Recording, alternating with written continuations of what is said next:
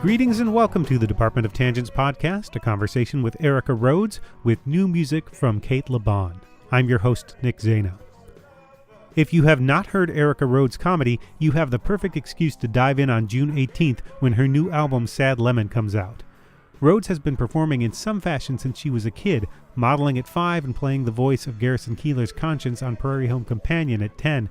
She was a dancer as a child, then dedicated herself to playing cello before discovering acting and attending the Atlantic Theater Conservatory. That's the condensed version. At the conservatory, she got some advice from David Mamet that she needed to fix her voice if she was ever going to have a career, and that's an experience that wound up as the subject of a joke on the new album. Turns out, she says, he was right. But if Rhodes' voice, high-pitched and friendly sounding, was a liability in acting, it's an asset in comedy. It allows her to speak honestly about subjects like aging, living alone, and revising your life's expectations, and keep the mood light. There's a natural buoyancy in her stand-up, and she writes smart stuff. When you're 30, she says, you start talking about how you're old. Then when you're 40 and realize you really are old, you realize you could have been young for an extra 10 years. Her mother is relieved that she never had to face abuse by Harvey Weinstein. She knows this never happened, Rhodes says, because if it had, she'd be a lot more successful. Sad Lemon is Rhodes' first comedy album, but it is the work of a seasoned performer. The jokes are tight, the performance is loose, and you get to know some of who Rhodes is through her material. And she has only been doing stand-up comedy for roughly 6.5 years. Rhodes says that she is not afraid to fail, a hallmark of any artist who wants to improve in their craft, and that has allowed her an accelerated growth rate as a comedian. She also loves language, as illustrated by her grammar material on the album. That doesn't hurt either.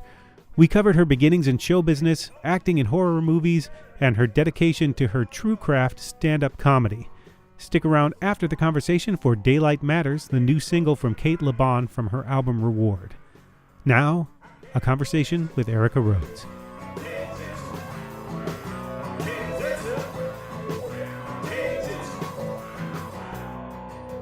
The new album is great, by the way. I was listening to it again earlier this morning. The aging section where you talk about how you start talking about how you're old when you're 30, but you're not really old, and then you get to 40.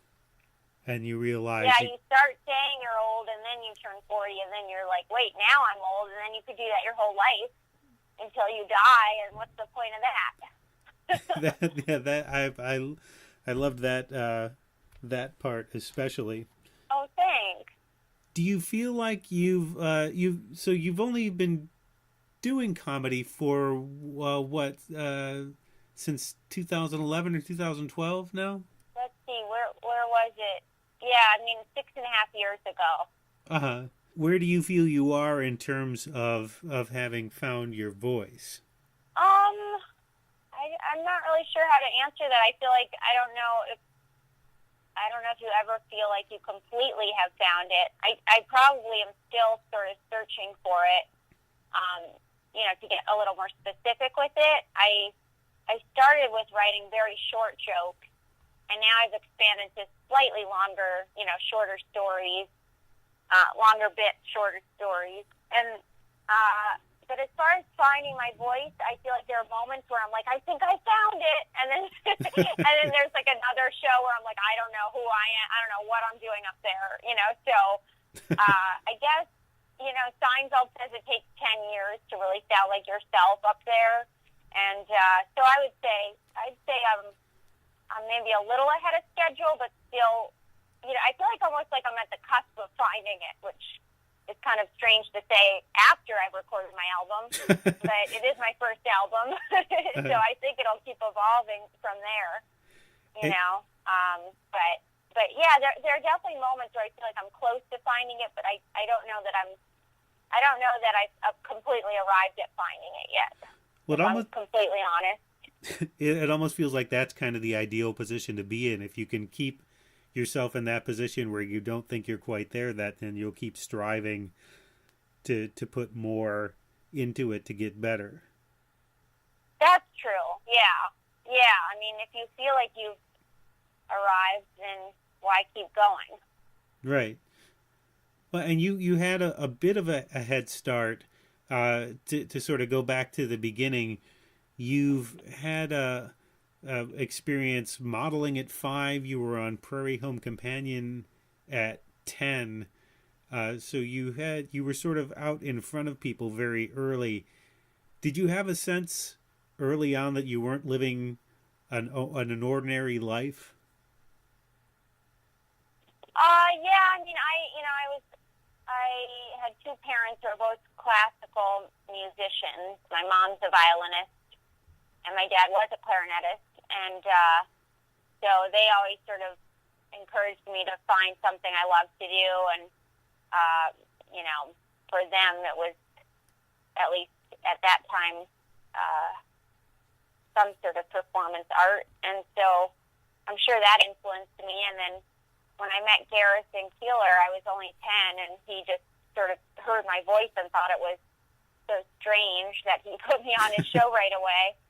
And at that point, I really didn't know what that show was, or I wasn't really interested in all the acting stuff. I was actually really serious about ballet at the time.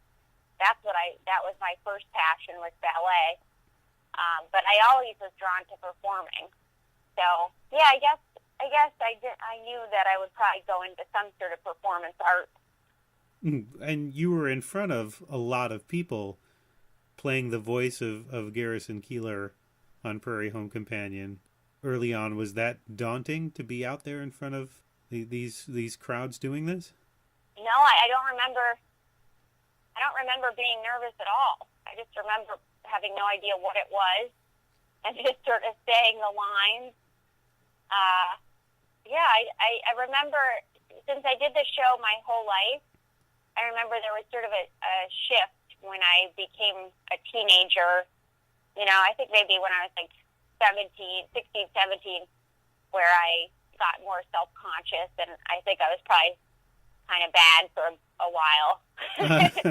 But he still believed in me, and he put me on the show all through my life. So it's funny. In some ways, I'm trying now to get back to the natural place I was when I was a kid, because I was so natural on stage. Like, I wasn't trying, I wasn't pushing, I wasn't trying to be funny.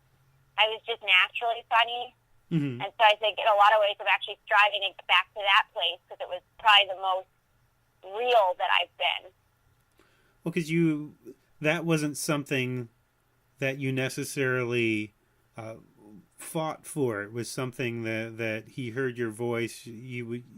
What was the story? He was doing a benefit.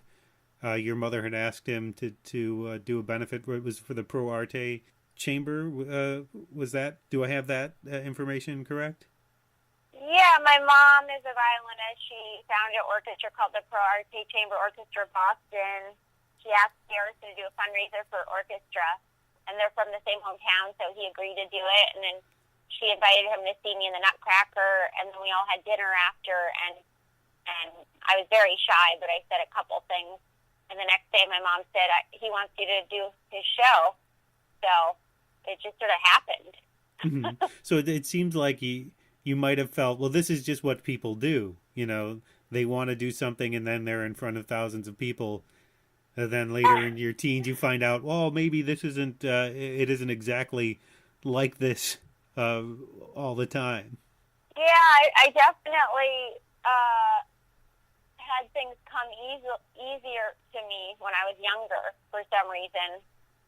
I don't know if it was because of my mom or because of luck or I don't know what. But when I was a kid, a lot of things came quite easily to me, except for academics. That didn't come easily to me. But yeah, as far as performing, it did. You were dancing. You were playing cello. What did you think you were going to do when you were a kid? What was the thing that you thought you would do for a living? Oh, when I was little, I was convinced I'd be a ballet dancer. I was very serious about it. I was dancing like 5 days a week, and that was my main passion. And then I sort of quit suddenly when I was a teenager, and I realized I wasn't going to be the best one in the world at it, and somehow that wasn't okay for me. I was like really competitive, and I really wanted to be great at it, and I didn't see the point of just being mediocre at it. So I quit cold turkey, which in some ways I regret now, thinking as a kid that I was so intense that I thought it was all or nothing at that time. And then I sort of shifted, and I got really into cello, and then I got really into acting. So I sort of went through phases when I was younger, where I sort of tried everything until I found comedy came later, but I think all those experiences added to it. Well, is there anything you take from those disciplines that you can apply to comedy? Oh yeah, I mean, I think comedy takes enormous discipline. I mean, cello especially, I would equate it to cello because you just practice every day, and you're not sure if you're getting any better or you're making progress, and then out of the blue you suddenly can play something you couldn't play before. After failing at it for years, suddenly you're at a different level, and it's very gradual, and that's totally the discipline it takes to do stand-up. It's just you're practicing in front of an audience instead of in your living room. I don't think people necessarily, I don't know, maybe they do, maybe they don't, see that comedy takes that. They see a person in front of them who's funny and thinks that, oh, that's just who they've been all their lives. They're just somebody who steps on stage and they're funny, and that's what they do. Yeah, I mean, that's kind of like that's what's interesting about comedy is if you're really good at it, you don't see how it works. Just like, I think that's how magic is. You don't see like the steps that got to get someone to make it look like something disappears, but that took them along. Like, they figured out how to do it. Like, there's a technique. It's not like they just out of the blue, they're like, oh my God, someone just knows how to do that. Like, you can learn how to do it. Well, what made you jump into it in the first place? You were acting at the time, and I think you said on Carson Daly that you wanted to have a bit more control over being able to perform. Yeah, I mean, I was performing my whole life, so I felt sort of aimless without it, And when I was in LA, I got some stuff, but mostly low budget indie projects or web series, things like that as an actor. And I would go to these auditions, and that would be my one chance to perform all day, and it just wasn't enough. And I have a theater background where I studied theater, but I never really got a lot of theater work. I didn't really think, I had checked out some theater in LA, and I just didn't think it was really for me. And I didn't thrive at it when I was in New York. And so I was in LA thinking, I'm failing at acting. This can't be my one outlet. And my manager at the time was very encouraging of trying stand-up. So I just sort of jumped right into it. But it was really from frustration, Like, I love that. I love the quote, what is it? Necessity is the mother of invention. That's how it felt. It felt like, I got to figure out a different path because this is not working. Well, was it just an outlet at first? Not something you necessarily thought this was going to be a career, but this is something I need to do for me? Yeah, basically it was just like, I've got to find some other outlet to perform. And but then it became sort of an obsession, and then it became the main thing. And then I realized it's a much better fit for me than acting because I'm just much more creative, and I love writing. I've always been a writer, and so to combine performing with writing and all my experience with that, it just it was like the best form of creative expression for me, combining all the things that I love to do. Is that what sort of made it a fit, made you think, "Oh, this is for me"? When did it sort of tilt from this is an outlet to this could be what I do? I mean, I think it happened pretty quickly, like within the year maybe. I mean, I was really bad at it for like 6 months. I just bombed. And I remember after one really bad show, I told my manager, I was like, maybe this isn't for me. Maybe. And he said, it's too early to tell. You can't tell yet. And so then I kept going, and then I think I sort of felt like I cracked through at one point into feeling like, oh, I think I get it now. I'm not just reciting my jokes now. Like, I'm actually having fun up there. Right. Because at first I approached it like an actress. Like, I memorized, I wrote my jokes, I prepared my jokes, I memorized them, and then I performed the jokes. I didn't I wasn't loose up there. I wasn't creative. I just sort of wrote the jokes and then said the jokes. And then gradually it morphed into something totally different. Well, so, I really kind of had to learn. I kind of had to teach myself how to do it. I knew nothing in the beginning. I feel like a lot of actors probably approach it that way, and depending on the material you're writing, it might be okay if you're doing something that's sort of removed from your own life. But I think you can kind of feel it sometimes when it's an actor vacationing in comedy.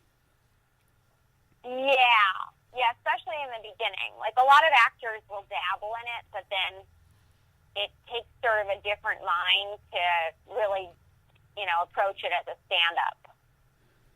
Yeah. So I think there's a shift. There was like a learning curve there, where I had to shift into, now I'm a comic, not an actress. Well, that's something I've discussed with comedians before. The idea that you have to do this in front of people to get good at it, and you have to be bad at it for a period of time. So the odd level or the mix of confidence and self-deprecation that it takes to get through that period where you don't know if you're going to be good at it, but you still have to do it in front of people all the time.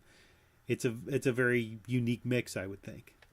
Yeah. I mean, comics are definitely a very strange type of personality. Yeah. Like, I don't think they're like anybody else, really.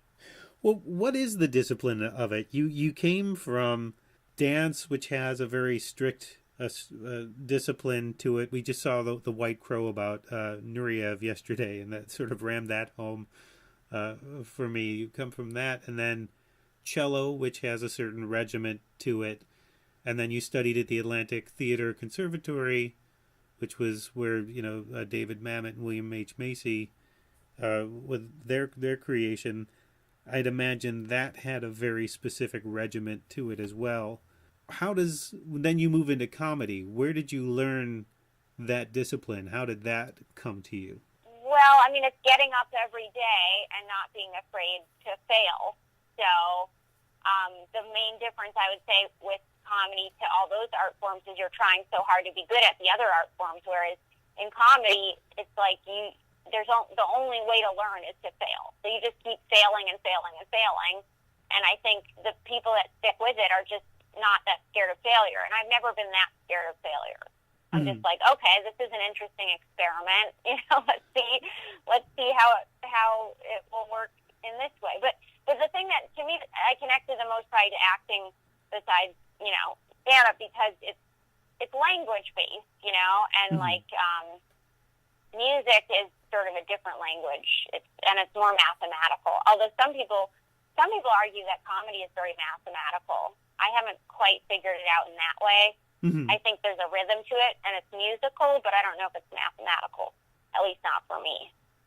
But it's rhythmical, like the sound of, there's definitely a rhythm with comedy and a rhythm with music.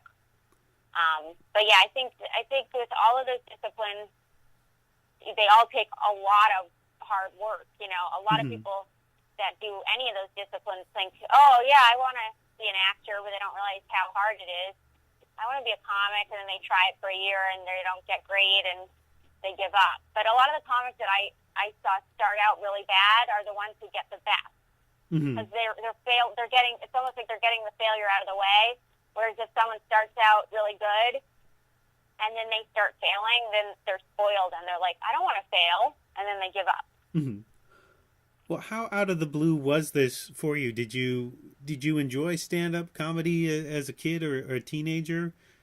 Was it something that was on your radar? No, I mean, I was exposed to a lot of comedy, but not stand-up. I loved Lucille Ball. My mom always rented, like, old Charlie Chaplin movies. I loved John Cleese. Like, I loved Fawlty Towers.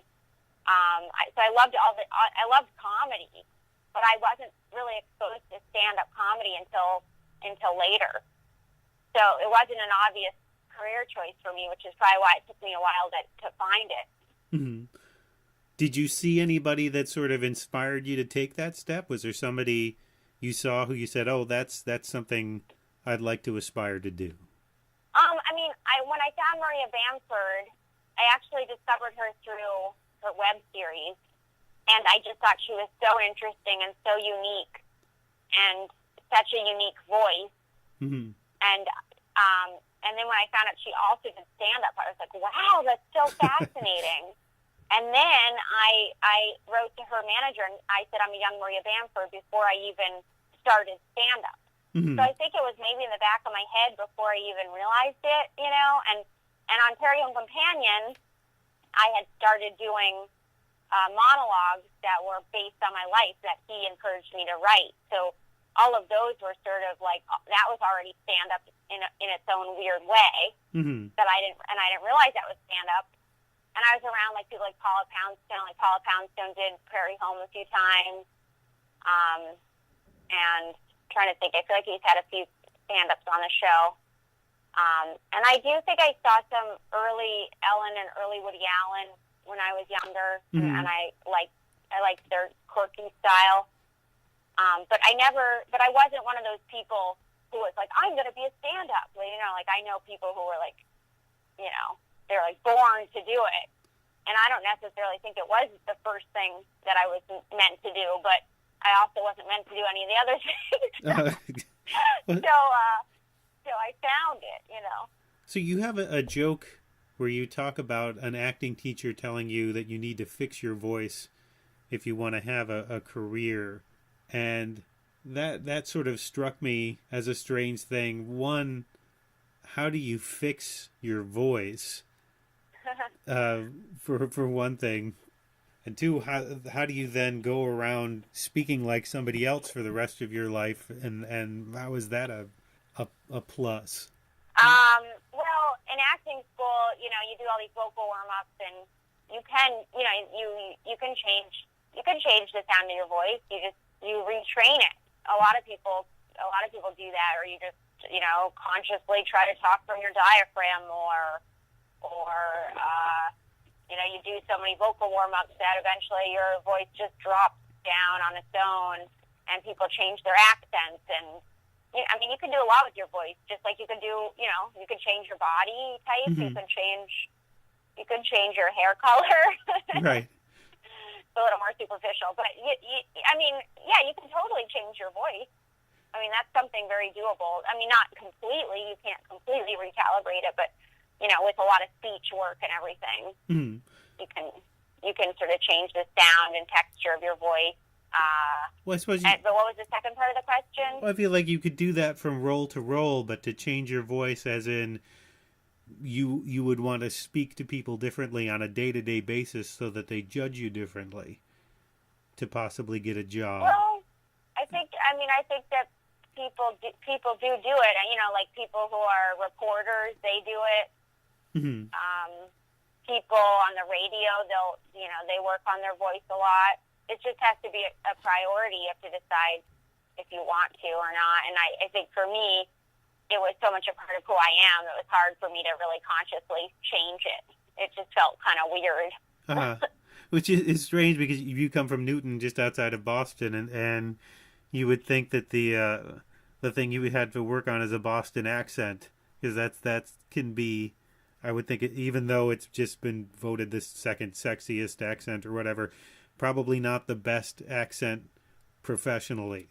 Yeah, nobody really has the Boston accent from Newton, though. I'm not sure what accent they do have, but it's not that pocket con have, it's not that accent. Right. And early versions of that joke, you mention who it was that told you that, and that's not on the album.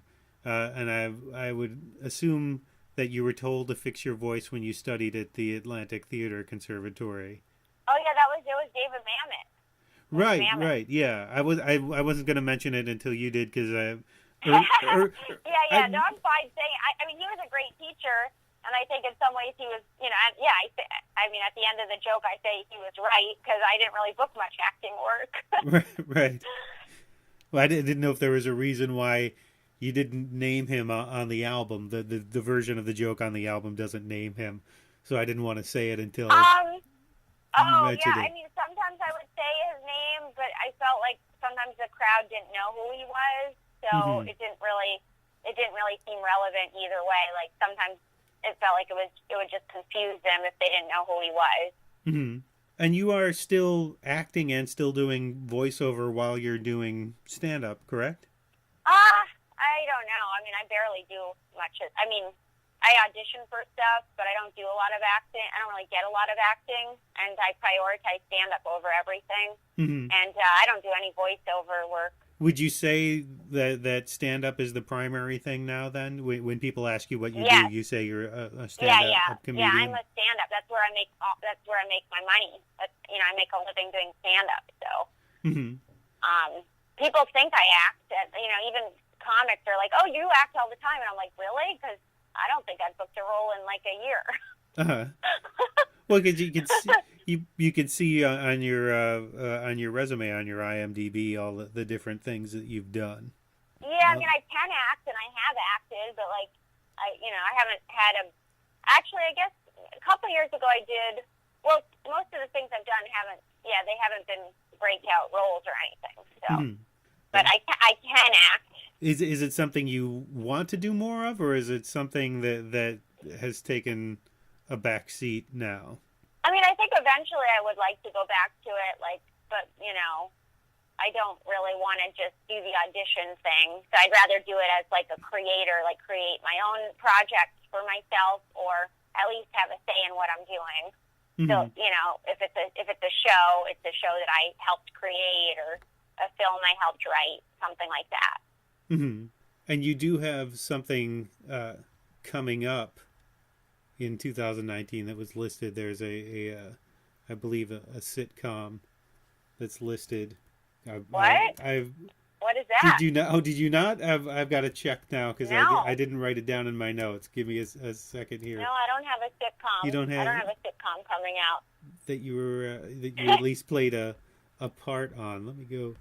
Sorry, I thought I had written. I did a pilot for E, but that's not a sitcom. Is that Gander? Gander is Sorry? Gander is the TV series that's listed as filming. Gander? Yeah. In which I don't know what that is. I don't know what that is. Okay. That's weird because wait, it's listed as Gander or Gander Productions. It's listed. It's called Gander. And it's listed. Well, it was an interesting thing because it says credited cast: Adam Goldberg, Louis Black, Maz Jobrani. Oh my gosh! Oh right! Oh, I can't believe they already put that up. That was something I just did. I forgot that I did that. I just did it last week.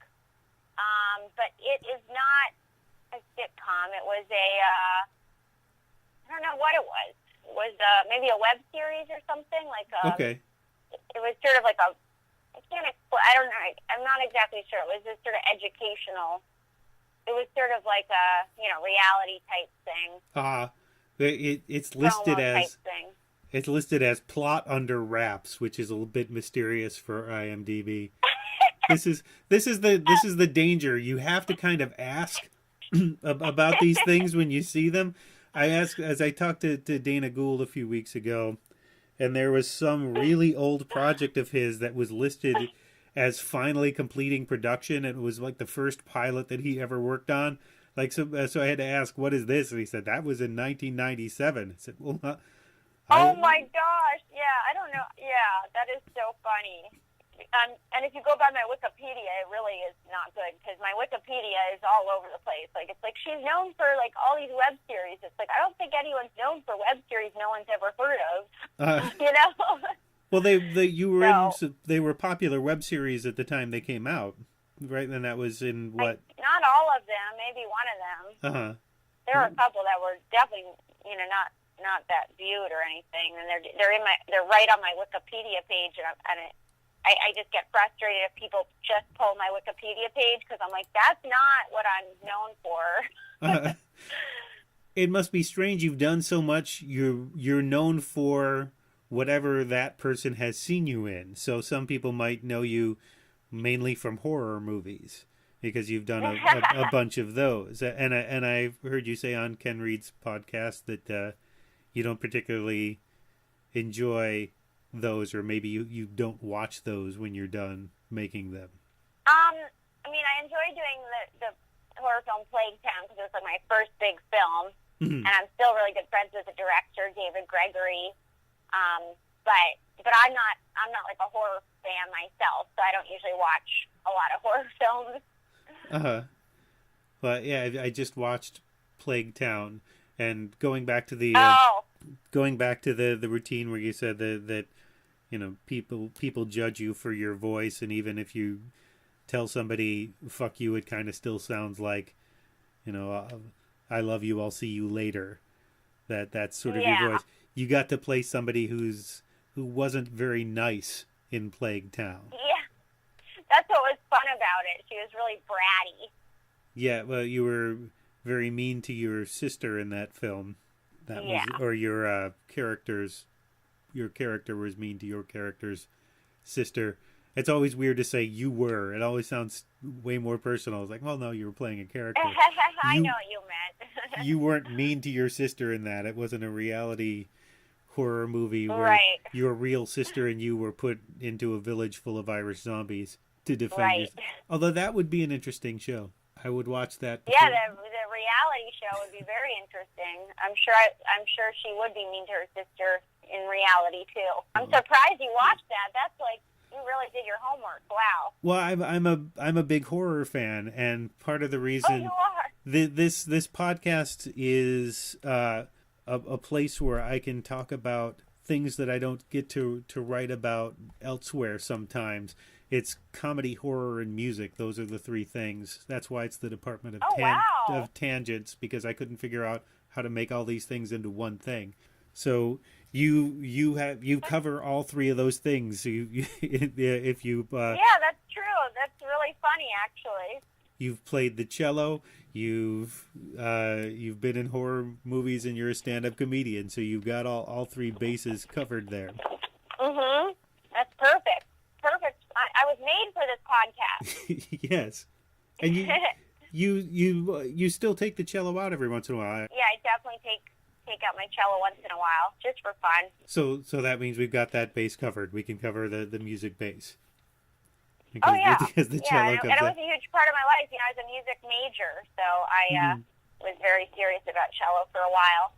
Do you still you still take out the cello? Do you still dance? Do these things still these things that were so important to you at one point, are they still part of your life in any way? No, dance is definitely not. I do yoga, but I don't do any dancing.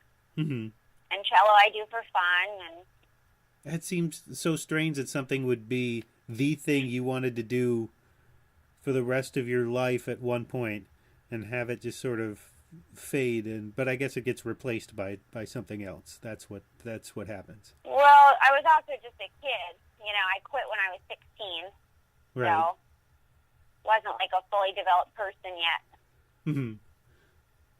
There's no real good segue to get back into stand-up comedy, I think, from the corner I've painted us into now. But I did want to get back. You don't need to do segues. You could just jump from topic to topic. Which is something you'd have to learn as a comedian. So, ta-da, there, okay. But I did want to talk about some of the stuff on the album. Some of the stuff that was a little bit prickly, I would think, for audiences. You talk about your father having MS and the walk for MS just sort of being kind of an ironic venture. in that it's just people showing off what they can do. Do people Right. do people cringe at that sort of stuff? You have a couple of things in here where you mention, I'm glad the audience is. Yeah.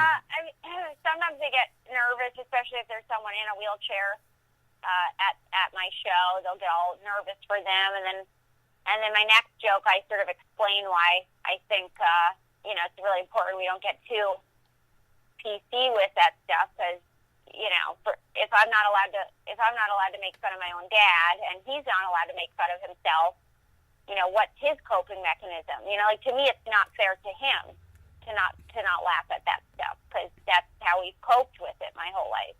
Mm-hmm. So you're taking away from the people who actually need it. If you're an able-bodied person and you can't give it up, you can't let go and laugh at how ridiculous that kind of joke is, then you're taking away that person's method of dealing with it. Mm-hmm. It is tricky, I would think, to approach it as someone with experience with it who doesn't have it themselves. Is that a tricky needle to thread? No, because it's my dad, so I've experienced it firsthand, and I think I make it pretty clear that he has a good sense of humor about it. So, if people are super, super on edge, I just kind of follow it up with another joke where I explain that those people need it more than you realize. They need to be able to laugh at themselves, and if you don't let people laugh at themselves, by holding back your own laughter, then you're taking away, I don't know. I don't know how many times, I don't know how to say it in a different way, but you know what I'm saying, right? I feel like I feel like most audiences are okay with it because they know that I'm coming from a loving place. Like, I obviously love my dad, and like, this is obviously like a silly jab at my dad. So it would be like a normal joke if he didn't have MS to go with it. It would be like, oh, my dad's so blah, blah, blah. But then it's like, oh, wait, she's making fun of her dad who's in a wheelchair. That's a little bit wrong. Uh-huh. But I think I usually get away with it because they can tell it's coming from a good place. Right. It's not like, my dad's an asshole. It's like no, it's like, that's how we joke about it. That's our coping mechanism. Yeah, the construction of it is important, and if people can feel the intent, I think that's why Don Rickles got away with so much over his career, that people can sort of feel that it was never coming from some place of hate. He was a weird sort of magician that way. Maybe I think I've never been a fan of just mean, I don't love roast. I don't like mean comedy for the sake of being mean.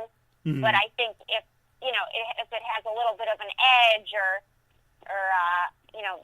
make people able to laugh at themselves, I think that's still really important. Like, who was it who was telling me some comic did some, I forget who the comic was, who gave a bunch of veterans a really hard time who were all in wheelchairs, like, and they were all worried that because he just started roasting them, but they loved it. It's like, it's exactly what they needed. They needed to, because it's like everybody tiptoes around them all the time, and like, imagine how that feels, where it's like people are tiptoeing around you and thinking, they can't handle it. It's like, I feel like especially like disabled men, like, they want to feel like a man, like they want to be able to take it, like they can still take it. So I feel like, like they don't want to feel, people don't want to feel like you're tiptoeing around them. Like, that's actually more insulting in a lot of ways. Right. You still have to have, a skill to do it, because I think there are comics that go out and try to do that sort of thing and say, what, I'm just doing it like, this guy made fun of veterans, I can make, like, no, you're not really, you're not quite doing it right there. You need to. Well, I think sometimes people go for shock value for the sake of shock value, and it's not coming from a truthful place, and it's not, exactly. It's not coming from the right point of view or a specific point of view, and I totally agree that shock value for the sake of it is often doesn't work. Mm-hmm.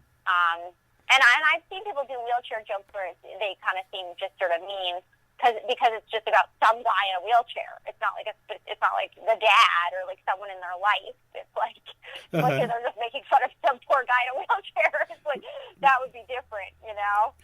But I think the more specific you are with it, and also that you're coming from the right place, because then I go into a joke where I have a friend who has another disability and that I reacted the wrong way to it, and how it made me realize, sometimes you think you're doing the right thing when you're actually doing the wrong thing.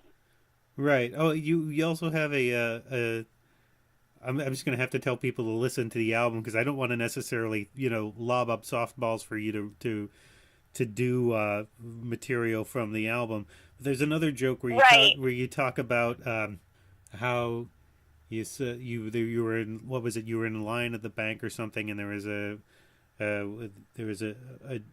you overheard a Japanese man say that they all look alike, referring to blondes, and then that joke turns back around on you at the punchline, which I thought was. Yeah, I mean, it's important. It wasn't a bank; it was an audition. An audition, right? So there were a lot of blondes in the waiting room, and and honestly, that joke I wrote. That was one of my first jokes I ever wrote, and it still sort of worked. But I wrote that like the first week I started comedy. It works very well mechanically, I think, where. In terms of misdirection and sort of thinking it's going to be kind of a standard joke, and then it turns back on you in the last minute. Which, if for everybody listening to this, they're going to need to hunt down the joke. I'll find a way to post it on the blog post so it'll all make sense. Okay, to people. It's funny how I wrote that. It's basically a dumb blonde joke, but it's. If you listen to the beats of it, you're like, oh, wait, she'd have to be kind of smart to write that, but it's the dumb blonde.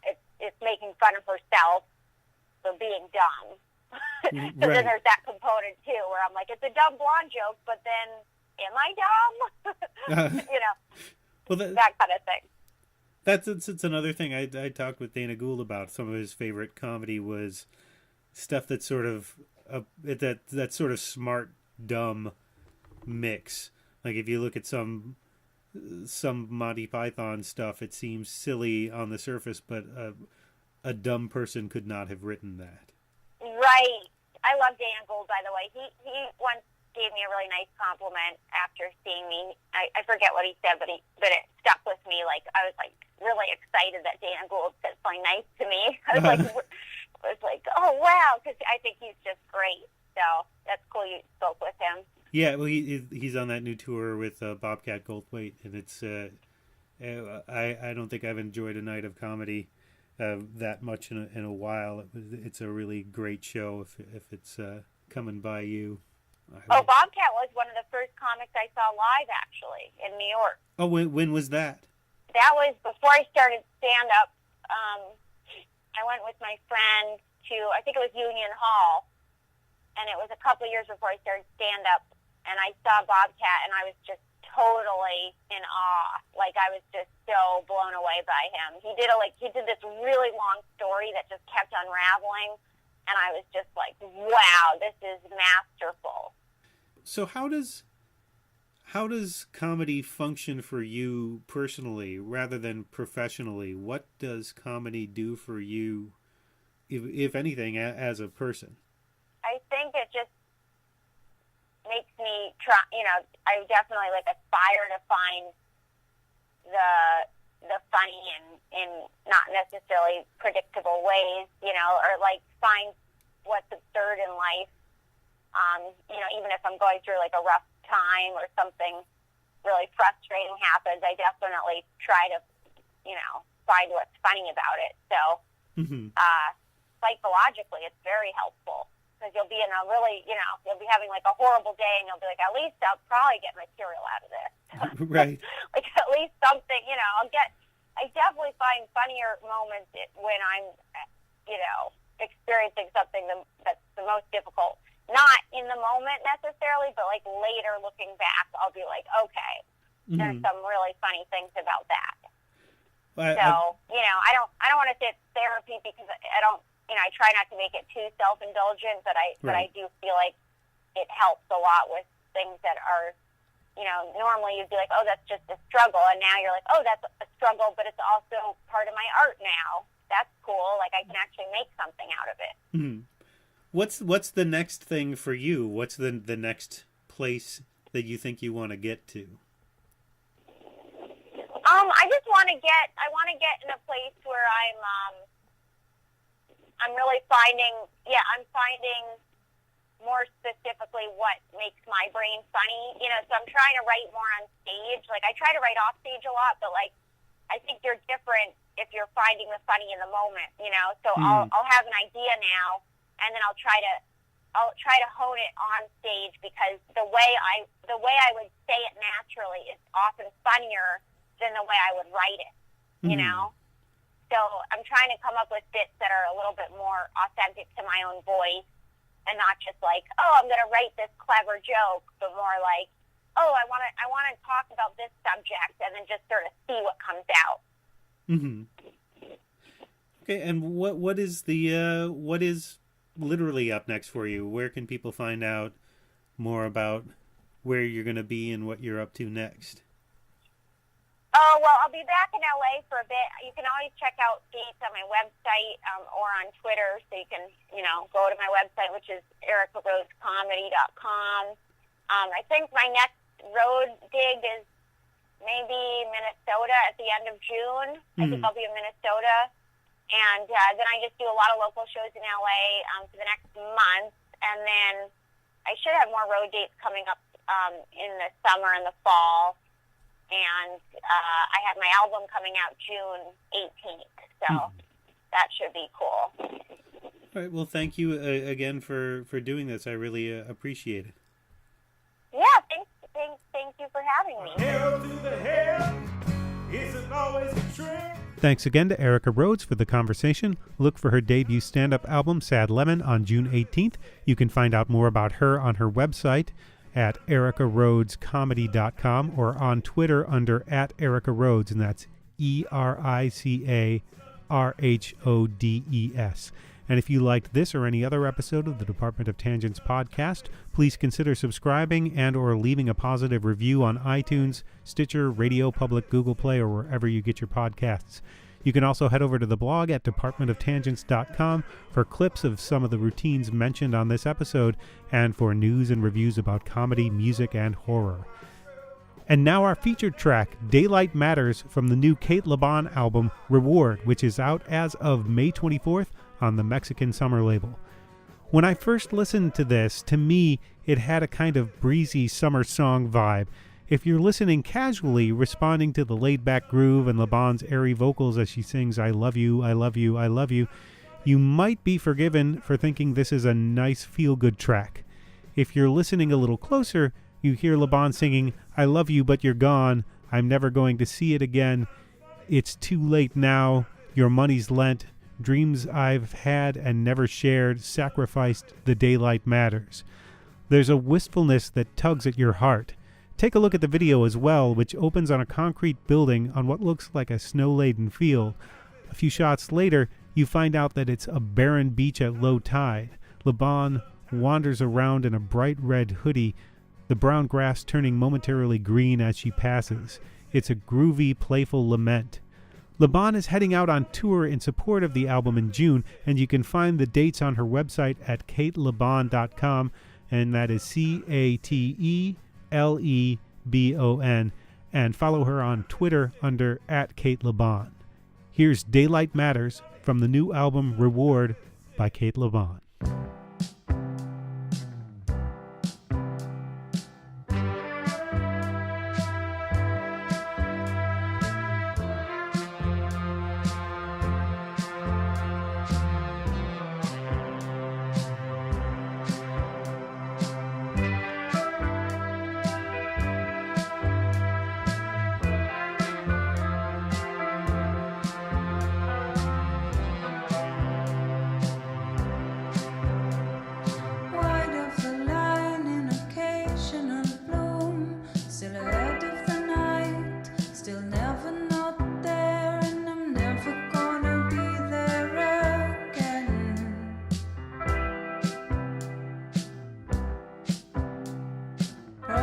speak in confusion and dice.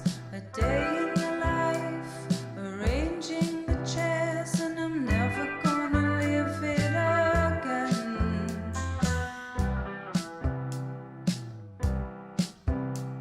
Love you, I love you, I love you, I love you, but you're not here. Love you, I love you, I love you, I love you, but you've gone.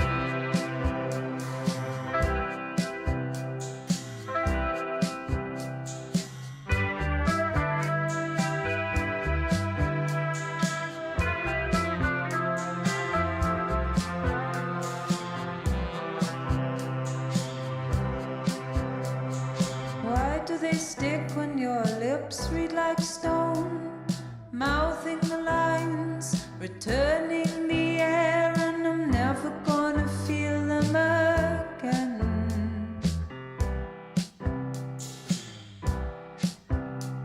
Love you, I love you, I love you, I love you, but you're not here.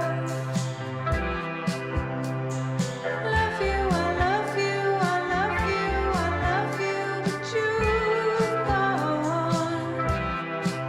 If I'm never gonna see it again, it's too late now. Your money's lying, dreams I've had and never shared. Sacrifice the daylight matters. Ooh, la, la.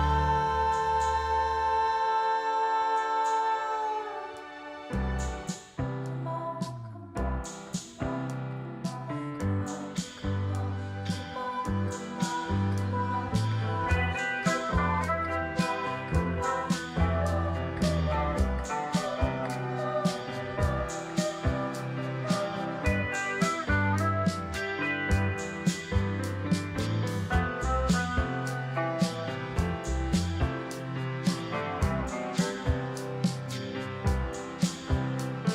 Love you, I love you, I love you, I love you, but you're not here. Love you, I love you, I love you, I love you, but you've gone.